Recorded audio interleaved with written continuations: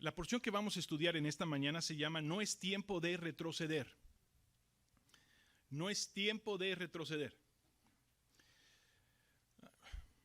Llevaba yo varios años ya en la universidad. Comencé en el colegio de la comunidad. Avancé muy lento porque yo entré al colegio sin saber inglés. Muy poquito inglés. Y me lancé. Pero así como me lancé a una aventura educativa, y pasaron los años.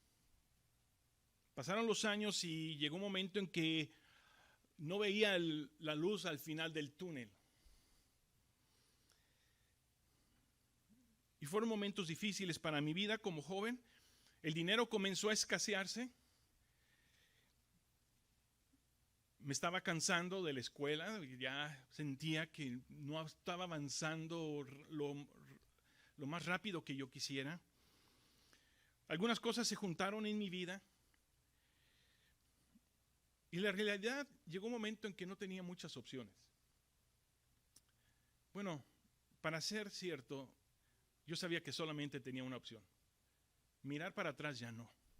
Regresar ya no tenía yo opción. Estaba yo ya muy adentro. Y abandonar la escuela en ese momento hubiera sido devastador. Entonces, sabía yo que solamente había una opción. No era regresar. Era seguir al frente. Dios fue misericordioso conmigo. Y me proveyó, me guió y por su gracia, de veras por su gracia y como un milagro de Dios, terminé. Y ese es el tema de este día.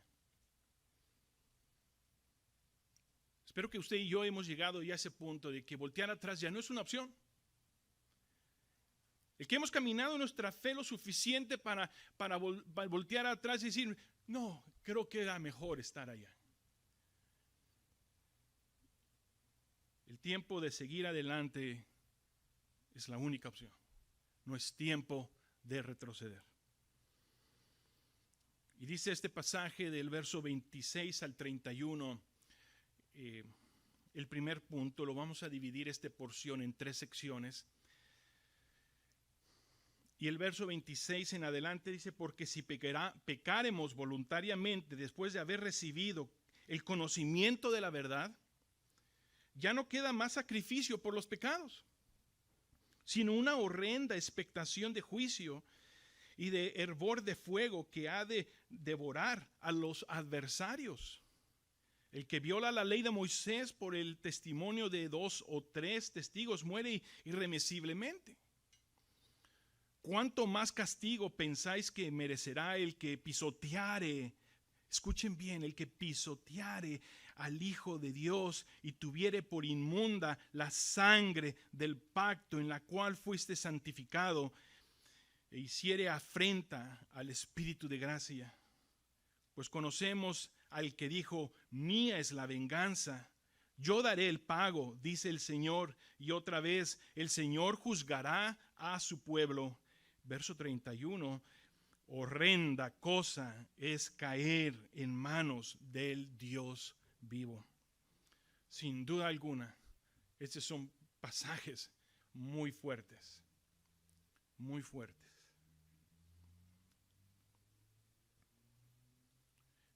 No está hablando aquí de un pecado de ignorancia. No está hablando aquí de pecados de nuestra debilidad carnal, porque nosotros como cristianos, no importa los años que tengamos en la vida cristiana, seguimos pecando. Aquí no está insinuando de que nosotros en cualquier pecado que cometemos, ya perdí mi salvación y aquí cada semana tendríamos que tener bautismos. Usted tendría que estarse bautizando todos los domingos. Está hablando de un pecado que se comete deliberadamente de una manera habitual.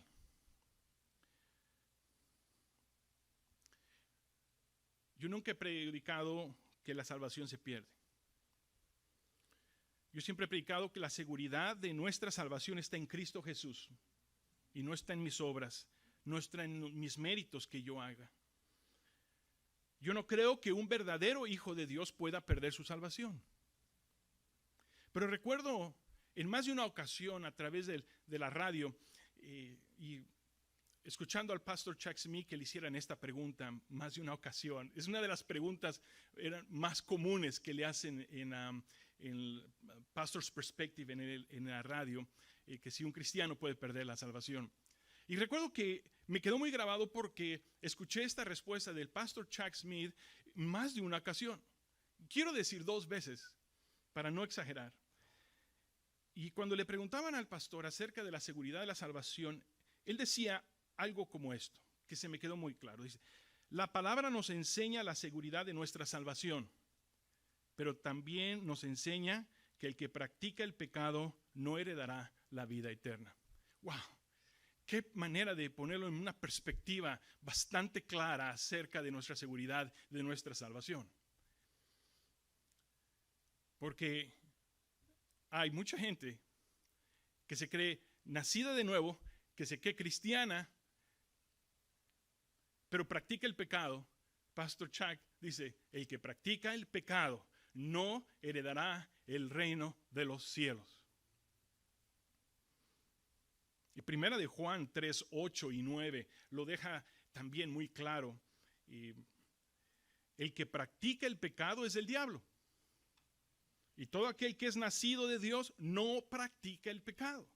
Estamos hablando que una persona que deliberadamente en su voluntad está practicando el pecado, el Señor dice, no heredará el reino de los cielos. Horrenda cosa. La palabra horrenda aparece 2 veces en este pasaje. Es una verdadera advertencia. Es una advertencia a nosotros, al mundo entero. Horrenda cosa, horrenda expectación de juicio, de hervor, de fuego, ha de devorar a los adversarios.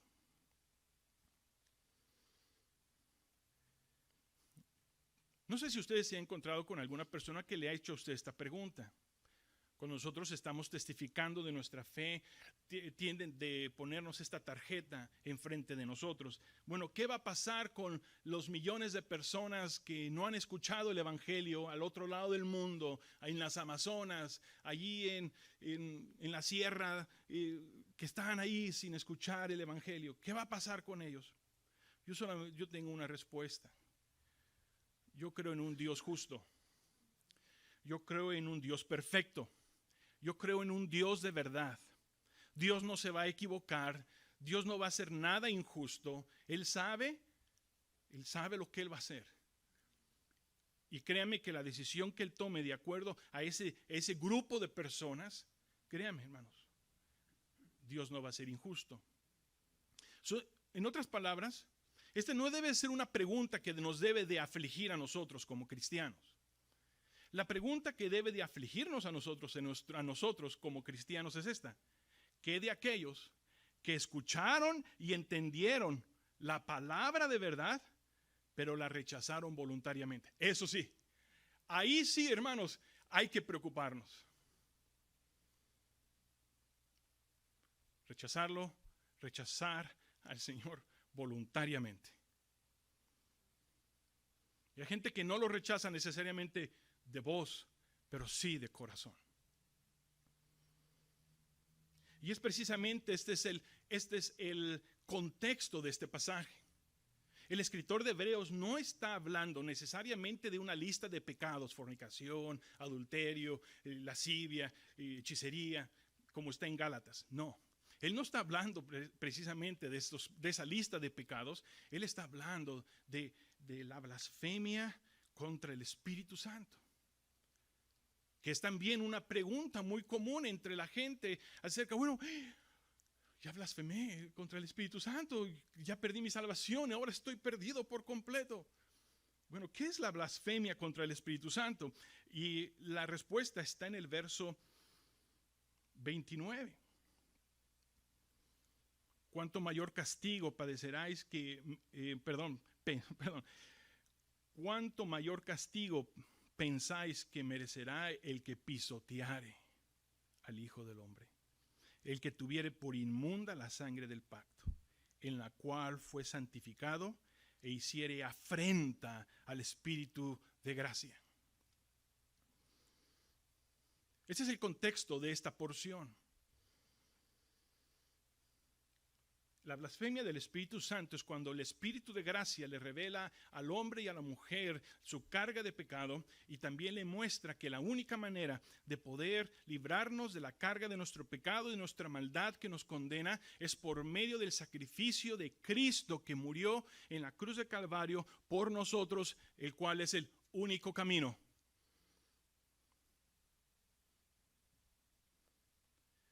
El Señor Jesús lo explicó de esta manera en Mateo 12:31.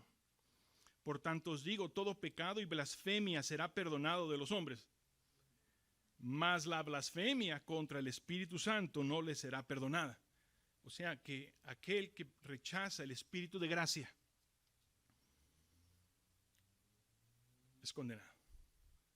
Porque ya no hay sacrificio, ni en la ley de Moisés, ni en ninguna manera el hombre puede alcanzar salvación fuera del llamamiento del Espíritu Santo al perdón y a la vida eterna por medio de Cristo. Y es triste, como dice el pasaje, horrenda cosa es caer en manos del Dios vivo. Hay alguna gente que piensa, yo entro de panzazo, yo entro de...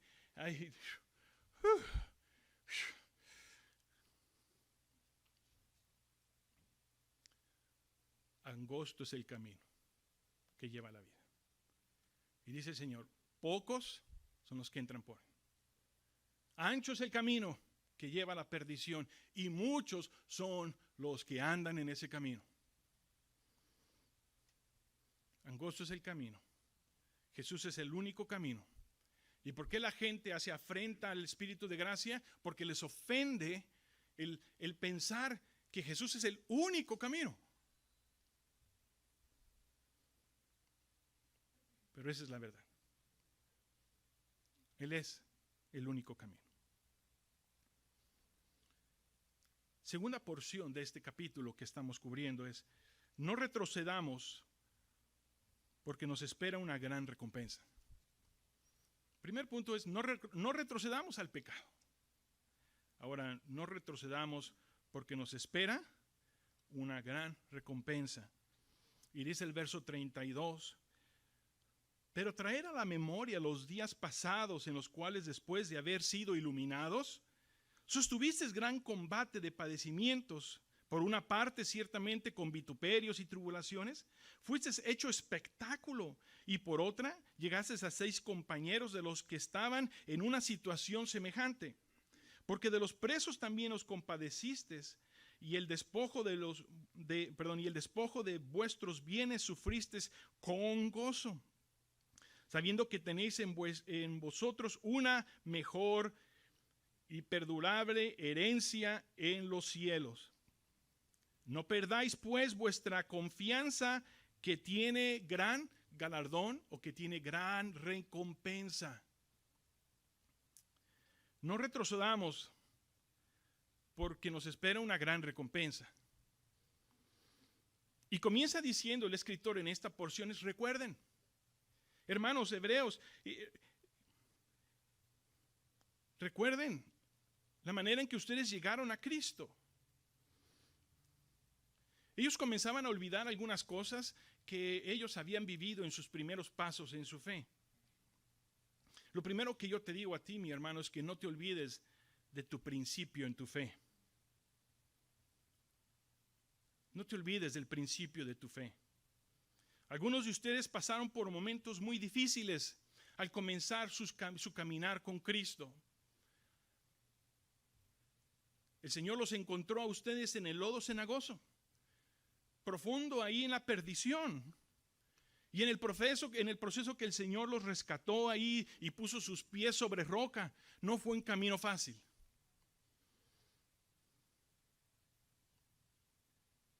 Y no se olviden de dónde los sacó el Señor. No se olviden de sus primeros pasos en su fe. No se olviden.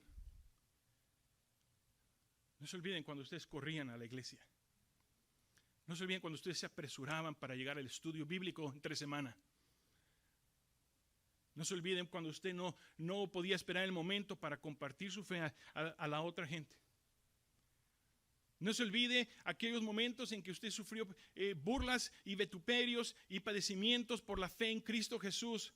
Cuando usted había nacido de nuevo y usted llegó con su familia queriendo compartir el evangelio y deseando que ellos tuvieran el mismo gozo de recibir, se encontró con usted una gran pared y usted fue espectáculo de la gente a la que usted quería alcanzar.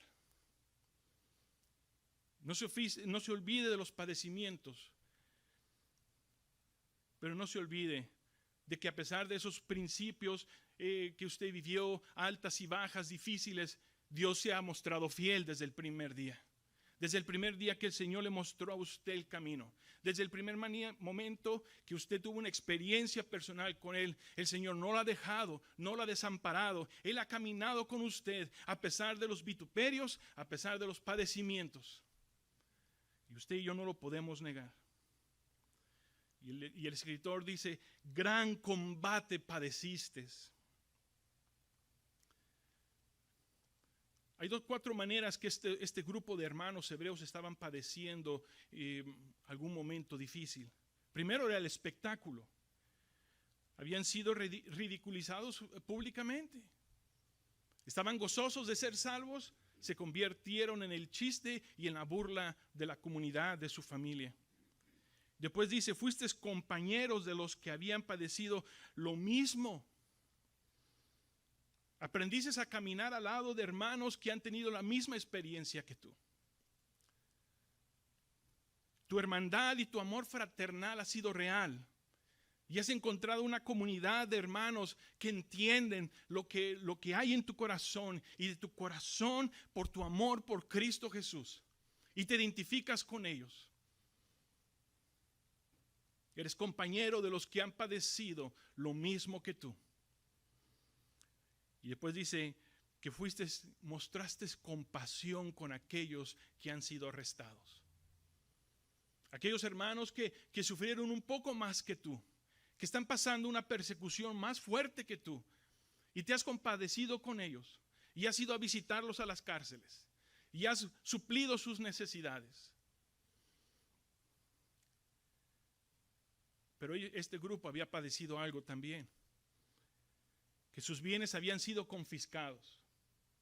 Su estado social, su estado económico fue en decadencia.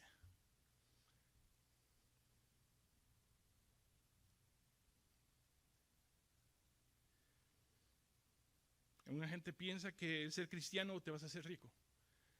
Aquí está enseñando todo lo contrario, que el ser cristiano te puede llevar a la pobreza. Y solamente que el escritor le dice, recuerda lo que sufriste y lo sufriste con gozo. Pongamos atención, iglesia, porque este pasaje nos está describiendo con el ejemplo de los hebreos la condición de la iglesia cristiana hoy en día. No solamente en América, pero estoy hablando de los países occidentales, de lo que le llaman the western, el lado occidental del mundo, en donde se ha concentrado lo que es la democracia, la libertad de expresión, la libertad de culto, la libertad.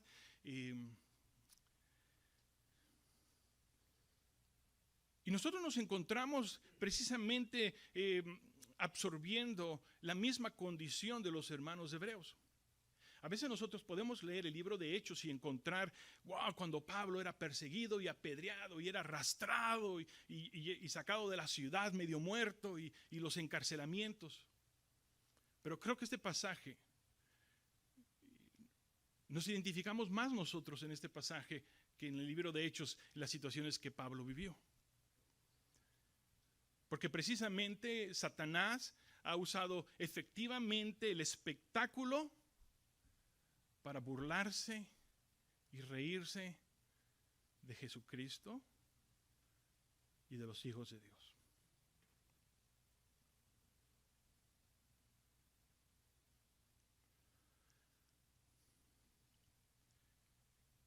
Pero creo que dentro de todo eso, la verdadera iglesia de Cristo aquí en América sigue siendo compañera y sigue siendo compasiva de aquellos hermanos que sufren persecución.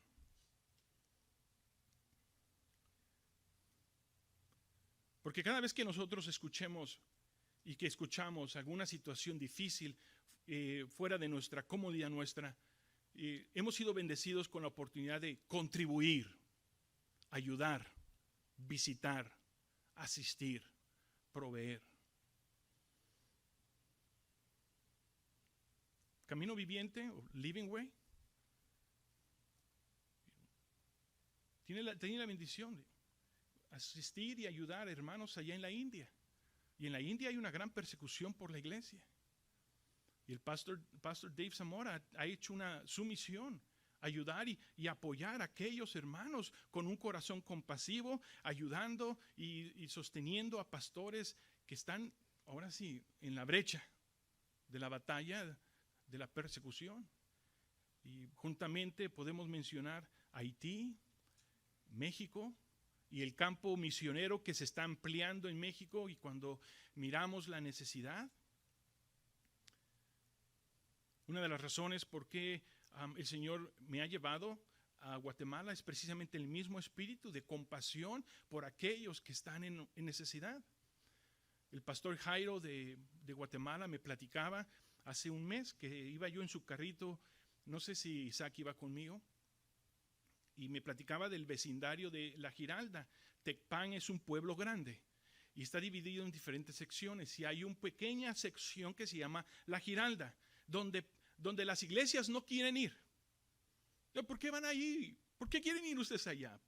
¿Para qué quieren ir a Giralda? Es gente basura, es lo peor, es la basura del pueblo. Y el Señor levantó a Jairo y a la hermana Noemí a ir a rescatar a los niños de esa localidad, de ese lugar. La iglesia verdadera es una iglesia compasiva, una iglesia que se hace compañera de aquellos que están en necesidad.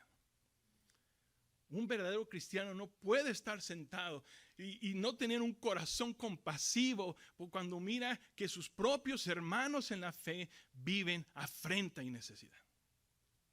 Yo no puedo estar tranquilo.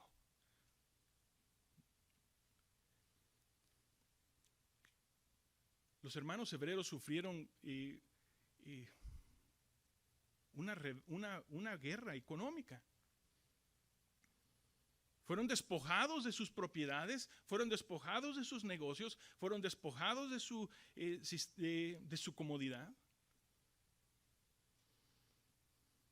Eso me recordaba cuando estaba estudiando este pasaje a varios hermanos nuestros cristianos aquí en América que han comenzado a perder sus negocios por sostener sus valores bíblicos y no renunciar, no echarse atrás. Melissa y Aaron Klein en el estado de Oregon, en el año 2013, se les impuso una multa o una fianza o una compensación de $135,000 por haber discriminado a una pareja homosexual. Discriminado, así lo ponen ellos, por supuesto. Perdieron todo los hermanos. Perdieron su negocio, perdieron todo. Se fueron a la ruina económicamente. Y después de 10 años, la batalla legal entre este asunto que estoy mencionando sigue sin resolverse. Y Melissa comparte en su testimonio diciendo: yo pensé que nunca iba a poder yo hacer un pastel más. Pero después de un tiempo el Señor le recobró su gozo. Estaba desanimada, triste, pero ella aprendió a sufrir esa batalla espiritual con gozo. No se ha levantado el negocio nuevamente, pero menciona ella en el artículo diciendo: pero estoy lista para comenzar de nuevo. Y deseo comenzar a hacer pasteles y así ser usada por Dios para mostrarle a aquellos que vengan a mí la bondad de Dios por ellos, a cada uno de ellos. Y como usted y yo podemos notar, la oposición va escalando. Y esta se ha convertido en el arma principal del adversario. Llevar a la persona a la ruina económica, de su carrera, de su vida, deshacer lo que conocemos aquí en América, destruir su sueño americano. Pero nos enseñan algo los hermanos hebreos. De que cuando nosotros estamos en medio de esa batalla, en medio de esa oposición, no debemos enojarnos.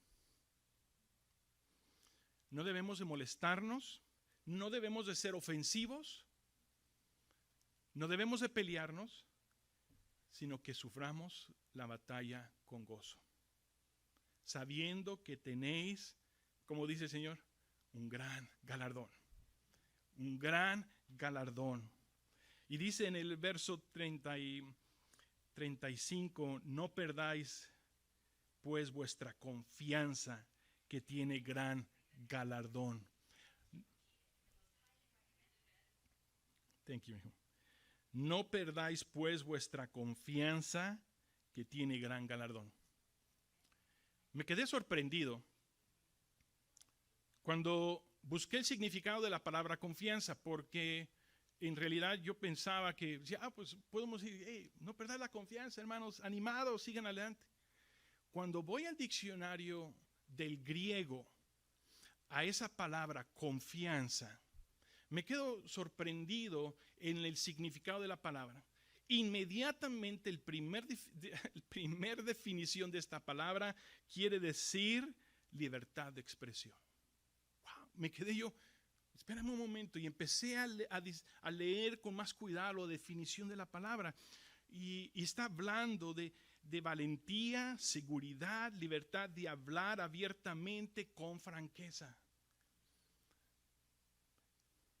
Esto quiere decir que los hermanos hebreos en ese inicio de su fe tenían confianza, pero tenían confianza de poder hablar con libertad lo que Cristo había hecho en sus corazones. Un ejemplo más. En Finlandia, que es el norte de Europa, al este de Inglaterra, Päivi Räsänen es su nombre, muy posiblemente lo estoy pronunciando incorrectamente. Ella fue ministra de los Asuntos Interiores por 5 años del país. Al terminar su término, entró a ser miembro del Parlamento en Finlandia, que poco después, en el año 2019, no hace mucho tiempo, le pusieron cargos criminales por discriminación a un grupo minoritario. Por supuesto, está hablando de grupo homosexual. Y ella dice que tuvo una afrenta y el apoyo de la iglesia fue innumerable. El Señor la rodeó de hermanos y hermanas que la apoyaron. Y fue su fe y su creencia cuando ella decía, Dios creó al hombre y a la mujer solamente. No creó nada en medio, nada afuera. Varón y hembra los creó. Y esto dice ella en sus palabras, traducido por supuesto, dice, mi motivación por defender los valores cristianos vienen de la Biblia y de mi deseo de tener un impacto en nuestra sociedad. Una convicción basada en la fe cristiana es más que una opinión superficial. Los primeros cristianos no rehusaron a su fe cuando fueron lanzados a los leones. ¿Por qué he de renunciar a mi fe en una corte? Estamos hablando de una mujer con confianza. Dice el pasaje, no perdáis vuestra confianza, porque tiene gran galardón. Final punto. No retrocedamos porque el tiempo está cerca. Observen lo que dice la última porción de este capítulo, retomando la lectura del verso 36 al final. Porque os es necesaria la paciencia para que, habiendo hecho la voluntad de Dios, obtengáis la promesa. Porque aún un poquito, y el que ha de venir vendrá. ¿Y qué dice? No tardará. Mas el justo vivirá por fe. Y si retrocediere, no agradará a mi alma. Lean todos juntos el verso 36. Dice, pero nosotros no somos de los que retroceden para perdición, sino de los que tienen fe para preservación del alma. ¿Cómo debemos de esperar la pronta venida de nuestro Señor? Que es la última pregunta que quisiera contestar. ¿Cómo debemos de esperar? La primera dice con paciencia. Pero la palabra paciencia, aprendí que no es una posición de pasividad. Paciente, o sea, siéntate y espérate y no te muevas. Ya. En realidad la paciencia en este versículo está hablando de cuando estás en medio de una lucha y persistes en seguir adelante. En realidad es una palabra de atletismo, de un atleta, de un luchador que está en medio de la lucha y está sosteniendo o abrazando a su contingente que está poniendo presión contra él, pero él resiste en la batalla. Él permanece en la batalla. Él no se echa para atrás, él no se da por vencido, él no renuncia. Y nosotros como cristianos debemos de resistir todo lo que el enemigo lance contra nosotros. Eso es paciencia. Resistir hasta el último momento. El Señor viene pronto. Esperemos con paciencia. Número 2, debemos de esperar la pronta venida del Señor haciendo su voluntad. Rápidamente les invito a que me acompañen a Primera de Tesalonicenses capítulo 5, donde nos presenta de una manera muy práctica aquellas cosas que debemos nosotros hacer como voluntad de Dios. Y comienza Pablo diciendo en 1 Tesalonicenses 5:12,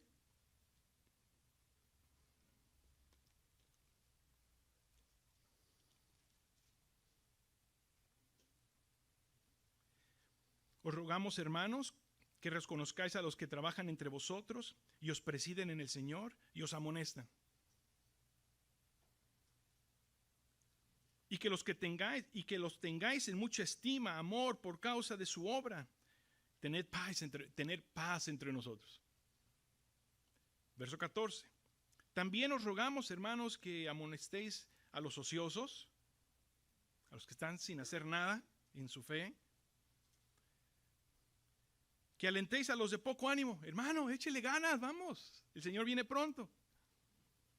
Que sostengáis a los débiles con compasión. Que seáis pacientes para con todos. Mirad que ninguno pague a otro mal por mal, antes seguid siempre lo bueno los unos con los otros y para con todos.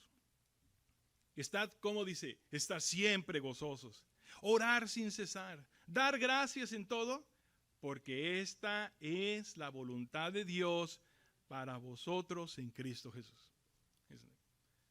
Entonces, si practicáramos esto, simplemente estamos en la voluntad de Dios. Tercero, el justo vivirá por la fe. Y si ustedes observan los dos versículos que están, el verso 37 y 38, son dos versículos que fueron tomados del profeta Habacuc. Habacuc 2, 3 y 4, no lo busquen, se los voy a narrar. Habacuc es contemporáneo de Jeremías. Jeremías fue el que advirtió al pueblo de Dios que se arrepintieran porque venían los babilónicos a destruir Jerusalén, a destruir el templo e iba a llevar al pueblo cautivo a Babilonia. En ese tiempo estuvo Habacuc. Y Habacuc le decía al Señor: Señor, ¿cómo es posible que tú vas a usar a un pueblo más malo que nosotros para destruirnos? ¿Cómo es posible, Señor, que vas a ocupar a un pueblo incrédulo, pagano, idólatra para destruir a tu pueblo? A Habacuc le costaba trabajo entender eso. Pero el Señor le hace una promesa a Habacuc y le dice: Habacuc, quiero que pongas atención a lo que te voy a decir. Es verdad. Pero quiero decirte que después de un tiempo el pueblo babilónico sufrirá una gran derrota y serán destruidos. Y el pueblo de Israel será restaurado. Y en el capítulo 2, el Señor le dice a Habacuc: haz un billboard y ponlo ahí a la salida del freeway. O sea, en el camino. Y dice: ponle letras grandes. Porque quiero que aún el que pasa corriendo y lo mire, lo pueda leer. Y lleve la noticia: Babilonia será destruida, Israel será reedificado, restaurado. Y dice: es muy posible que alguna gente sienta que esto va a ser un tiempo muy largo.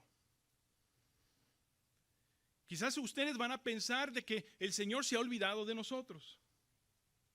Pero quiero decirte, Habacuc, que la promesa que yo le doy al pueblo no es una mentira.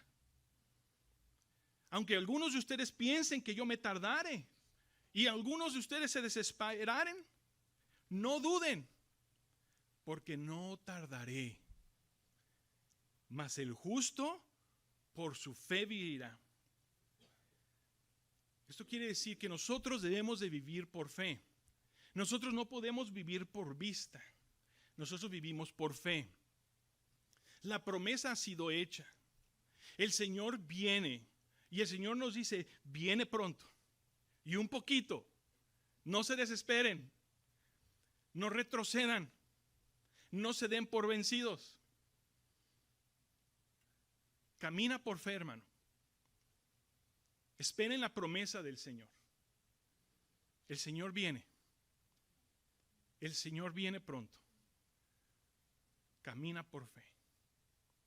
Camina por fe. La recompensa es grande. El Señor es fiel.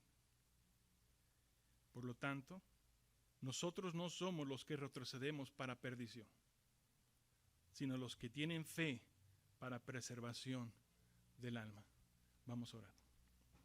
Padre,